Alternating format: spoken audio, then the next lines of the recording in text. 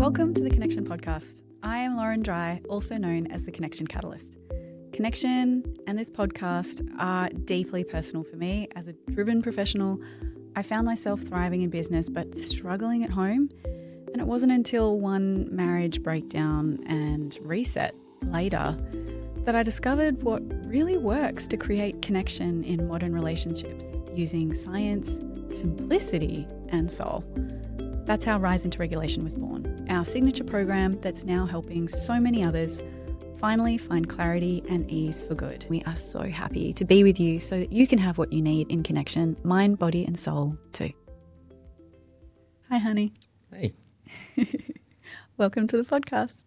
Thank you. Introducing the man, the myth, and the legend, Morgan Dry, my husband, co-coach inside of Rise, and let's say recovering avoidant. We're pretty on our path to secure, but we definitely have our tendencies for anxious attachment and avoidant attachment. If you haven't been down that rabbit hole yet, our listeners, there's lots of podcast episodes before this that you can dive down into, but I'm really excited to have this chat all about what men wish women knew in relationships.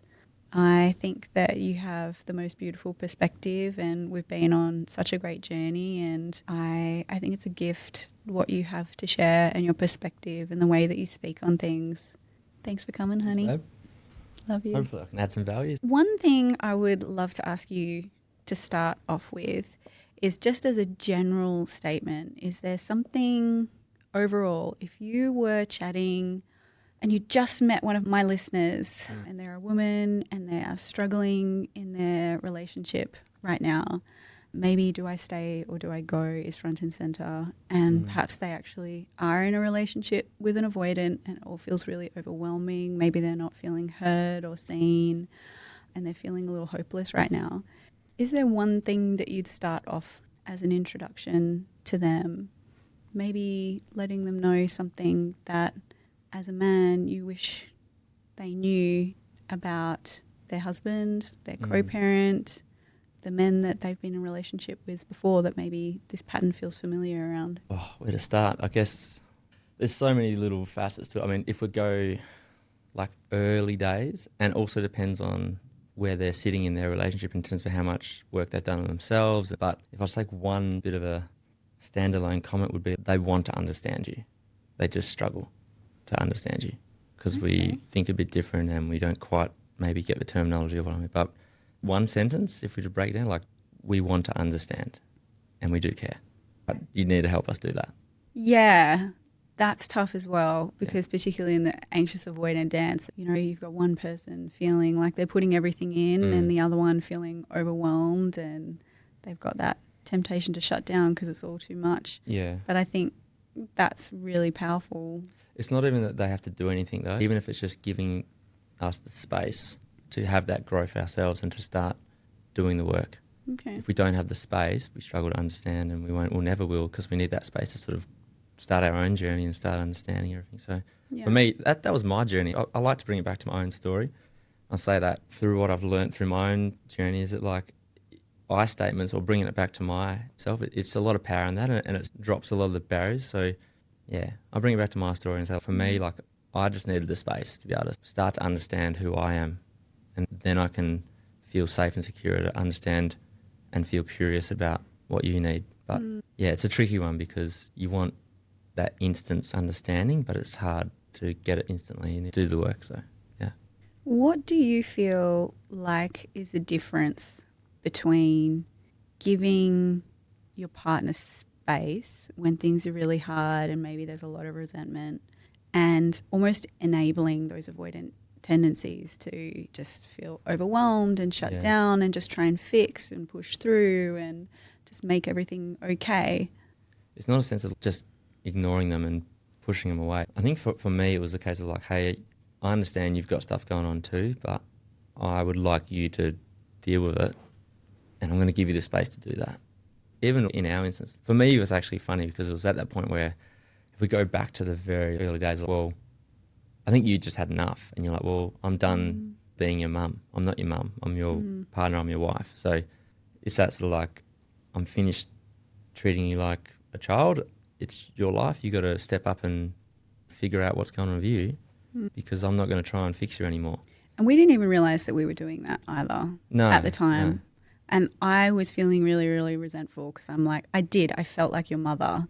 But then the more I was diving into that energy, like you're wrong and you need to fix yourself, the more you'd pull away because it was patronizing. An energy, a patronizing energy, and it didn't help.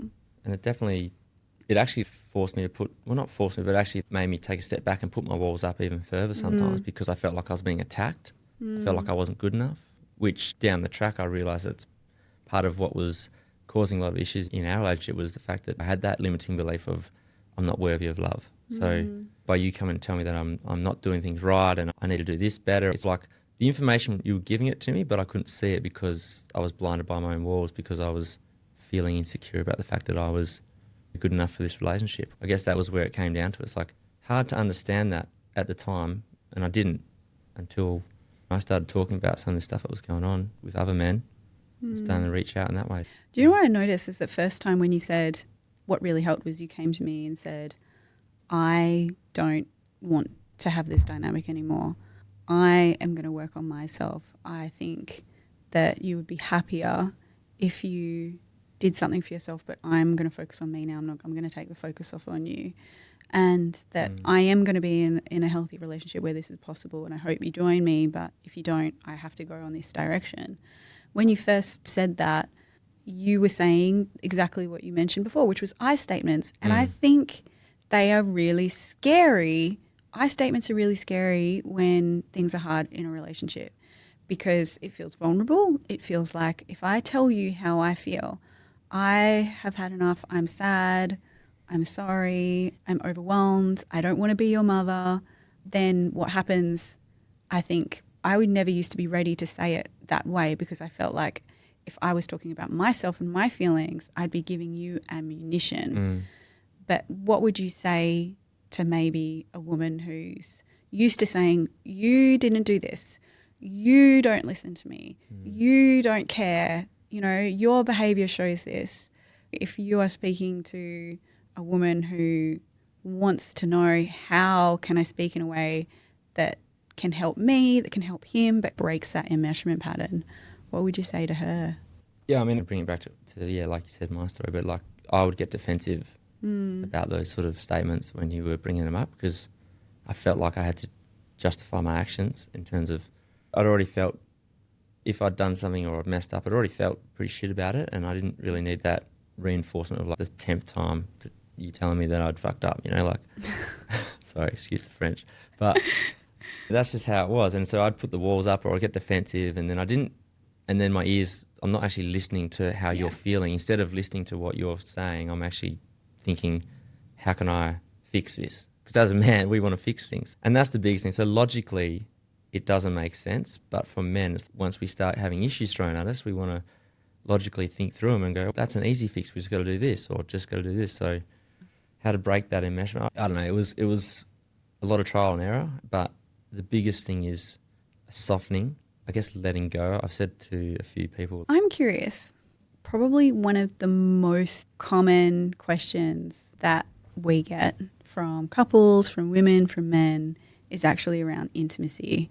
And specifically for women, there's this push and pull of I genuinely want physical intimacy as much as my husband does, but I feel physically blocked. I feel like my body is overwhelmed and overstimulated, just completely overwhelmed with day-to-day life. And then on top of that, there's this old school story around how men only want one thing and if they get that, then, you know, I'm not going to get my emotional needs met. And we had a really cool conversation about this a few weeks back around how we were just talking about somatically what happens in your body.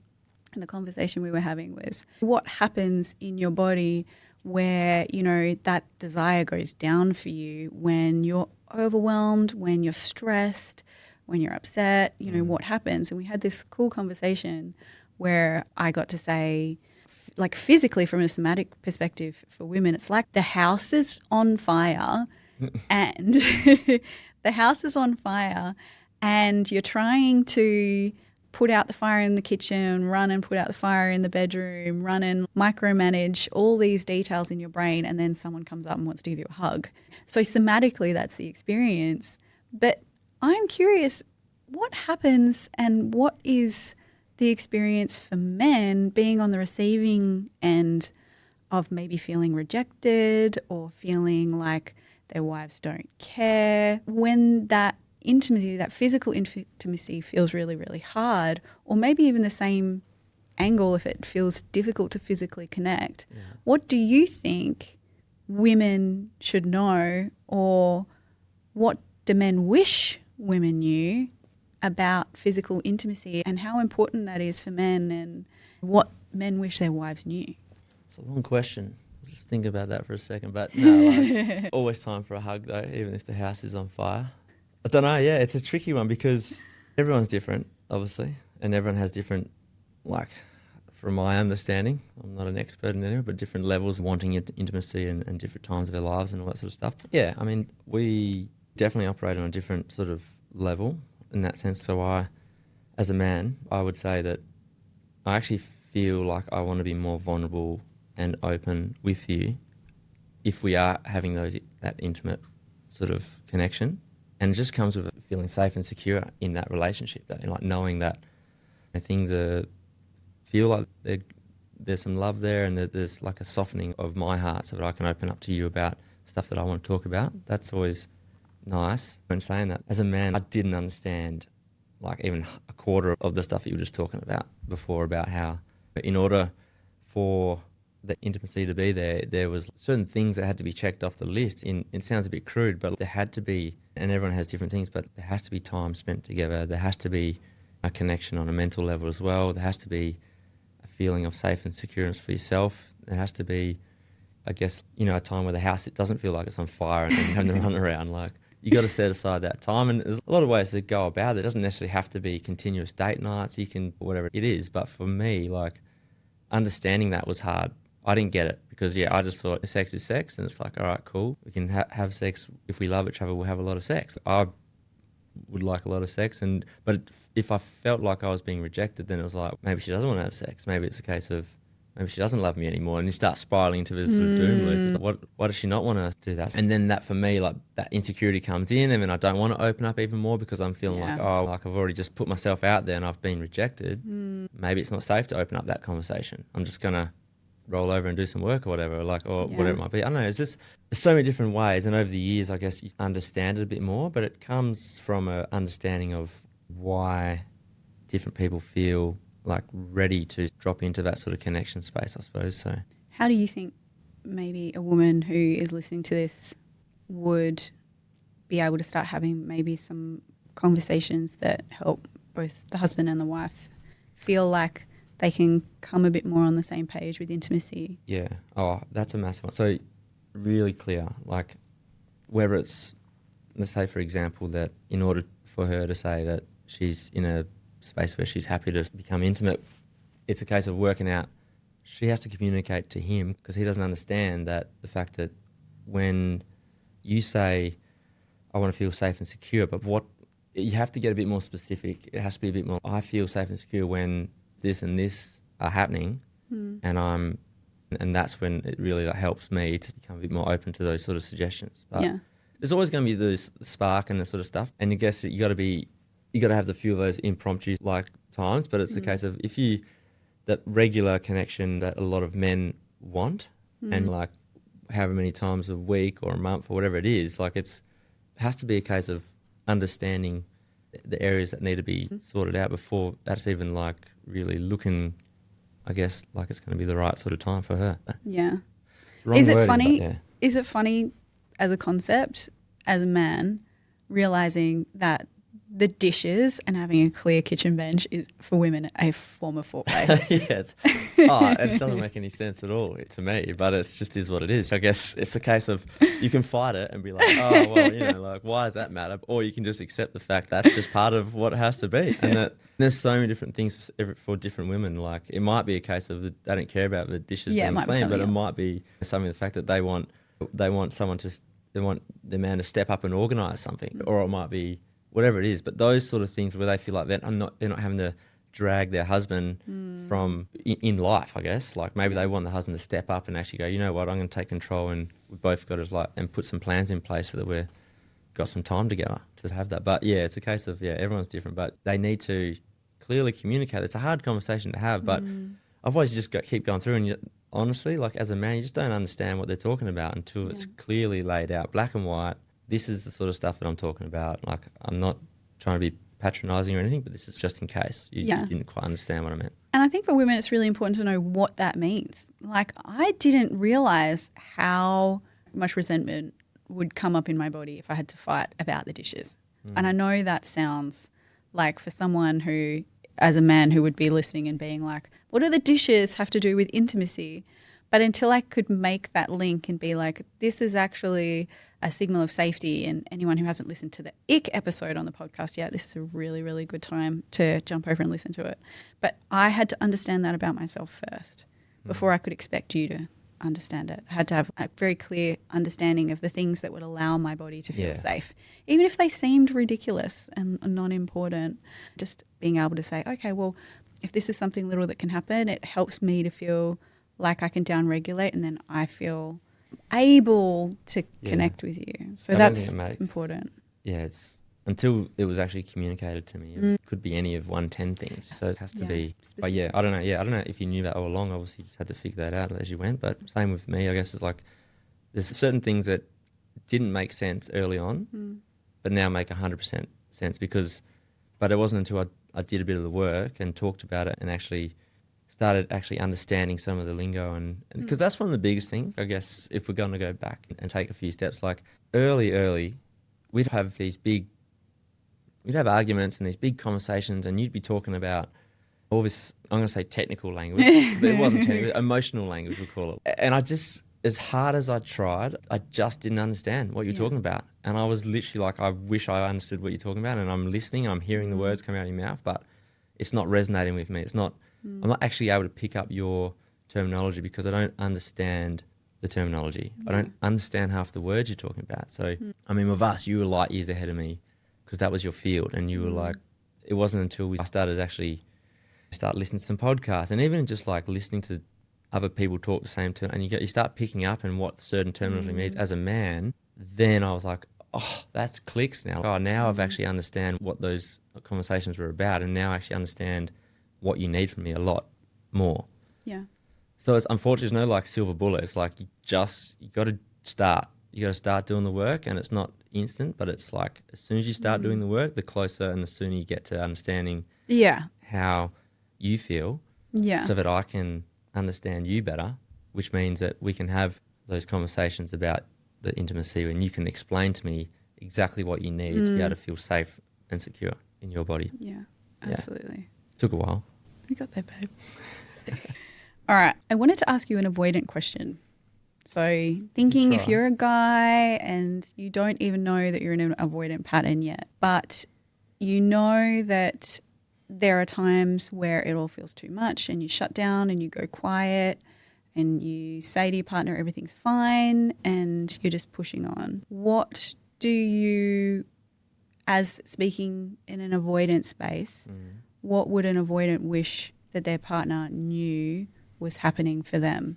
I wish, in my instance, I wish you understood that I don't completely understand what's going on in my body because I haven't had the time to step back and process what's going on. So I feel like I'm walking on eggshells a bit if I'm trying to answer these questions when I've already sort of half got my defences up. So it's a case of, well, I wish they knew that, yes, talk to me about issues you have, but then you please give me some space to process it, and then I can come back to you with a sort of conversation when I'm in a bit more of a relaxed. How would you suggest creating space so that maybe the anxious person doesn't feel abandoned and the avoidant person doesn't retreat so far that they just go into freeze mode until they forget what the problem is in the first place? No, it's a bit on the guys for that one, or girls, whoever the avoidant is, but because you have to understand that you are going into that shutdown mode, and that was hard. Probably the hardest one is actually picking up early, and it's practice about picking up. I guess you could prompt each other in that sense. There's obviously a heap of different ways you can do it, but the key for me was actually understanding that I was going into that shutdown mode and saying, hey, I can see you're upset, but I'm just trying to process what you're talking about. I don't quite get it at the moment. I just need a bit of space. Can we just park it for 5 minutes while I have a think about what you're talking about so I can support you? Or even till after dinner, or to like whatever it might be. I really like our rule of no D&Ms at midnight. Yeah. For anyone who doesn't know that phrase, I've only recently learned that not everyone realizes that D&M means deep and meaningful conversation. I still drop those in client calls sometimes and get a look, and I'm like, no, deep and meaningful. Yeah. That's what the D&M is for. But that's not for everyone, but it definitely works for us. Just finding out what your limits are, if your physical body limits are too. When's a good time to actually have a conversation so that we can listen to each other? Yeah, but it is hard because, again, same time, you have to understand that's what's happening. And how do you understand that? Yeah, I guess you got to be, that awareness is probably so how does that awareness come? I guess for me it was like the biggest thing, and if we go back to sort of the themes of what we're talking about, it's like for you to say, hey, I know you struggle when I bring things up a little bit, so, if you need some space to process it, let me know. That made a huge difference because I knew once you'd allowed me the space to actually, I didn't have to finish that conversation then and there. I could, as long as I acknowledged you and say that I've heard you, I just need a bit of time to think about what you're talking about. And again, it comes down to that, like where I was was I at the very start where I didn't have a clue what you actually were saying, or was it down the track where I could understand the lingo and I was a bit like, okay, I understand, but I still need to figure out what's actually going in my body, because up until 5 minutes ago, I was thinking about work. And I've walked in the door, you've brought this issue up, I'm still thinking about work. I need to actually get out of work mode and get into like curious mode and understand why I'm feeling or why I'm acting the way I'm acting, or have that space to check in with myself. Yeah. Probably the hardest one, but it's probably the most needed when you're in those early stages, and it's hard to obviously pick up on those little, have that awareness around when you are feeling, I guess, defensive or feeling like you're being attacked or whatever it is. Yeah. Probably for me, that would be the biggest one. What is a moment in our relationship that made you feel the safest and the most connected? For me, just thinking about it it sort of brings up a bit of that sort of like a feeling of relief. Like when I felt like there was no resentment left, when I feel like you had finally let go of all the stuff that you were holding on to, it just seemed to take a weight off my shoulders, and I was able to, felt like I had the space to be more real with us in the conversation. I don't know the exact point when that came about. I think you'd checked out like ages ago, but it got to a point where like we're both just working on ourselves. I was starting to understand myself a bit better, and I'd done a fair bit of work, and I guess maybe you were seeing that, maybe that's where you could see that I was putting in the effort. But I think we had a conversation, it was like, well, I know you're trying. Like I know your heart's in it. It was just a case of, I felt like I was being seen then, and I was like, all right, at least all this hard work that I'm doing, even though at least I feel appreciated for the work I was doing. And then once I had that, a bit of appreciation, and I felt like had the space to be myself, I think like it just took a weight off my shoulders. I was able to have those more deeper and meaningful conversations with you, and actually even then become even more curious about how you're feeling. And I guess we talked a lot more about some of the deeper stuff in those instances, but up until then I felt like the deep conversations were like, stay away from them, like, oh, if you go too deep, you're not quite ready for that. So I was like, well, it wasn't that point when I started to feel like I was given the space to make mistakes as well. That's probably the biggest one. I was never going to get it right.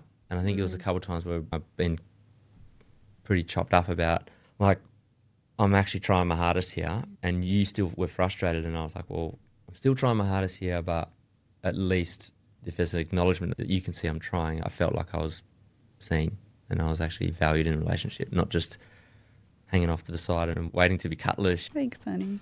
Yeah. How important do you think it is for men to feel appreciated?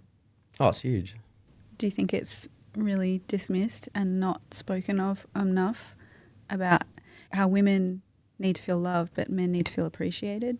Yeah, that's at the essence of every relationship. It has to go both ways as well. If you're talking about the whole women need to feel loved, essentially it's the same thing. Like they need to feel appreciated too. But that might be love for them. But for men, like knowing that, we're going to make mistakes, but at the end of the day, we're still valued, we're still loved. That's massive in order to help grow and continue that growth. Because if we're doing all the work and we're trying to get better and we're trying to grow and we're trying to build this relationship up and become a new relationship, it's a case of if you're not getting that acknowledgement, then as a man, you're like, I don't know how much longer I'm going to be able to keep going with this because it's hard. Those initial 6 months, 12 months of that initial growth is the hardest part. Yeah. And that's probably when you need the most support, because that's when you really like learning shit about yourself that you want to actually sweep under the carpet and forget about. But you can't, because you need to understand that in order to become a better version of myself so I can understand you better. So it was sort of, that acknowledgement and that appreciation of just doing the work was massive. So it's huge, and especially in those early stages, because we've all got stuff going on. What makes you shut down faster? Criticism, tone, or sensing disappointment? Oh, it's tough. For me personally, criticism I can deal with. Tone, I don't pick up on tone real quickly, and it instantly probably triggers my defensive side, because I'm like, that's why we don't text message. Because you can't see tone. Can't pick up that tone in text message. And men, sometimes being men, if you're not doing too well in the relationship, you go straight away to the negative tone of a text message. So probably tone, I'd say. Yeah. I think that's huge, particularly for women, because I really like what you said earlier around I was using all these big words and I'd done all this learning, but it didn't mean anything when I had so much resentment that my tone was probably not helping the situation at all. You were saying things, but it didn't actually compute because the tone was there. Like, I still hate your guts, even though I'm saying you're like, even though you're saying the nice things, the tone's like F you. So subconsciously my defenses are still there, because I'm just like, well, you're saying these nice things, I'm trying to understand, but like in the back of my mind, all I hear is this tone coming at me that I'm just like, whoa. Yeah, it's one thing to know that 93% of communication is nonverbal. It's another trying to imagine yourself outside of a conversation and being like, if sass is like a 100 out of 10, but your words are perfect, it doesn't make a difference how hard you've tried to say the right thing. It's also good too, because tone now is, rather than it being a bad thing, is a good thing. I find now tone is like the subtle change in tone is that awareness for me, because I'm like, hey, Lauren's tone's a little bit off. Initially, instead of getting defended, now I'm like, all right, being curious, like, why is your tone different today? Everything all right? You stressed? What's going on? That's massive. So the tone is something that I'd use a lot in terms of the actual, to help me with my awareness of how your day's going. Walk in, and then the tone can change from a daily basis. We say that a lot to the guys. Early days, like I used to walk in from work, and it was like this anticipation of, am I walking in, I'm walking on eggshells, am I walking in, is it going to be like World War III? Are the kids going to be like, is the house going to be crazy, or is it going to be nice and calm? What's it going to be? And that sort of sets the tone for like the conversation you're about to have. And so, I guess for me, obviously over the years I've learned to switch out of work mode into family and dad mode or whatever it is, but it's a case of, unless you had that little moment of, I could either be walking into chaos or I can be walking into calm. You got to be prepared for both, and you got to react accordingly, but also calmly for both situations, because the tone can come straight out of nowhere, and it's like, back in the day I'd be like, whoa, like, why are you talking to me that way, or whatever it might be. So definitely tone, I'd say. Huge. I think it's like really important around having or being open enough to be curious about why there's tone. Not that there should be, like, we all want to aim to not have chewed, but like having enough trust in yourself to be able to say, hey, I wonder why there's a tone, as opposed to, oh, your tone's on, I'm done with you, is good. Yeah, that's a different thing. Not, and it shouldn't be. Or how can I help with that tone? Because again, coming from a man's perspective, you hear a tone, I want to fix that. So you're like, at least if I acknowledge there's a tone there, I don't have to bring you up on it now. Like, I just acknowledge it and be like, anything I can do to help. Yeah. I'm not even going to try and approach that tone until I know that I've been curious about it and see if there's anything I can do, whether it's take the kids down to the park for 5 minutes and give you 5 minutes or whatever it is. Like, just, there's got to be a curiosity there when the tone pops up, rather than a F you. Like, don't talk to me that way. Yeah. But you don't get to that point without that space being given on both sides for that. Sort of like, it's okay to have a bad day. Yeah. Tricky one though. So what most men probably don't realise is how important transitions are. If you had to speak to the men who are listening to this maybe around ways to support themselves, to go from work mode to home mode and back again, and be able to stay in that space of being able to connect without dropping the ball as well. What have you found is most important, and how would you support them? For me, I mean, everyone's different. I tried like meditations and stuff. That wasn't really my thing, but breathing, which is just doing some, as you rock up into the car pod or before you drive home, or like I always found putting a podcast on that was in the same field as the stuff that I was wanting to work on and grow on. So like if I'm looking to grow in how to be a bit more emotionally available to you, I'd be looking for that sort of content to just get in that headspace so that as I rocked into the door, I was already in that headspace.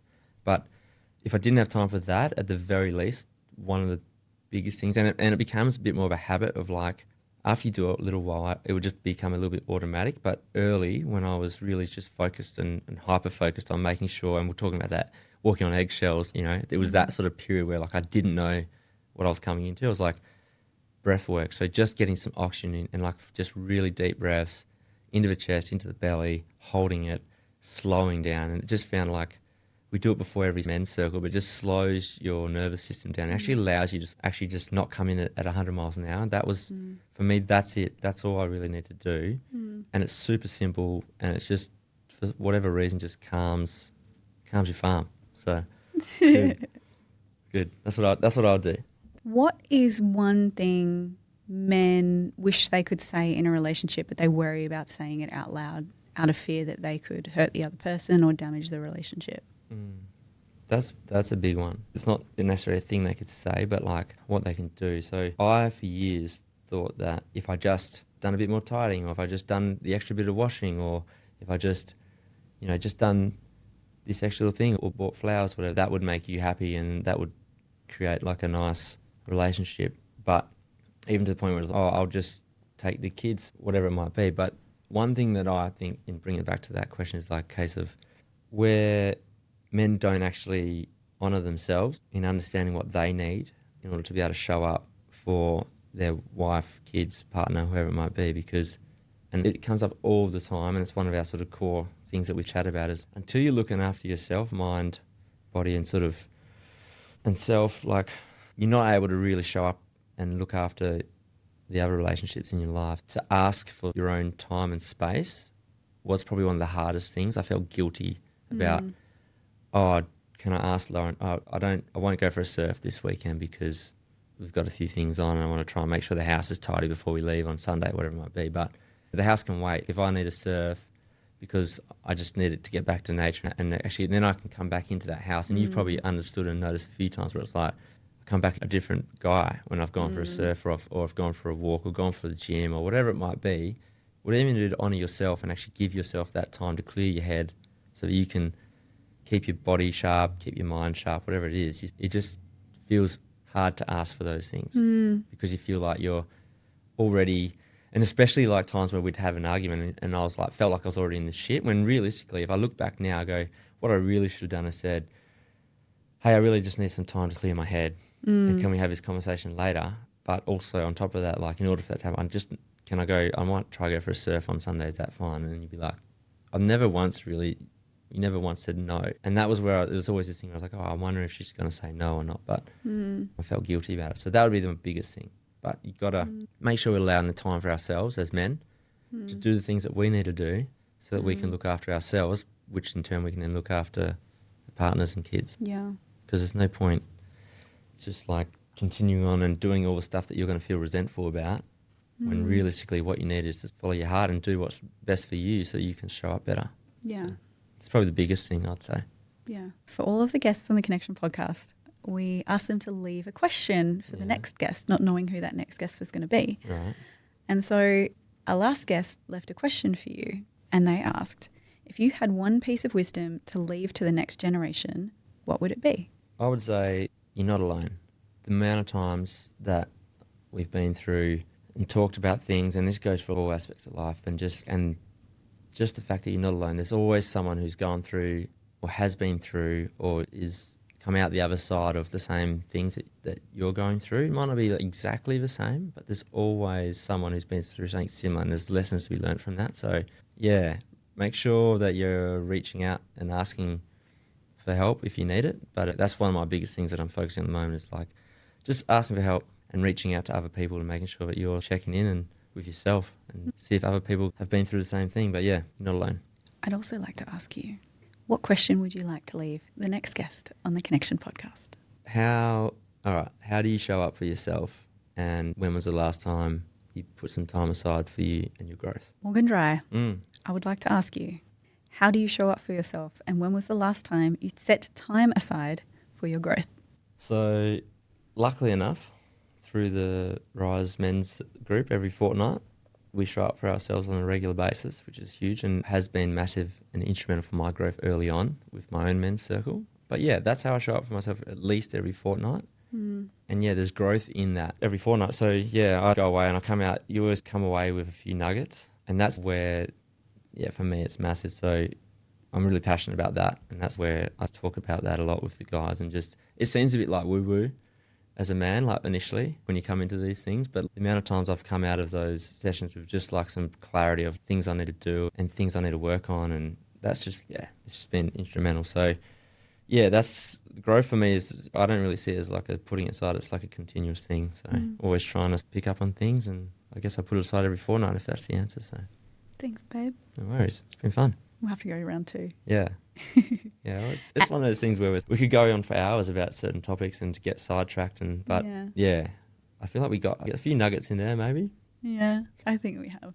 And on that note, if you have any extra questions, some new things you'd like Morgan to cover or for us to bring up again on the podcast, please drop the questions in the show notes or come and hang out with me on Instagram at Lauren_dry.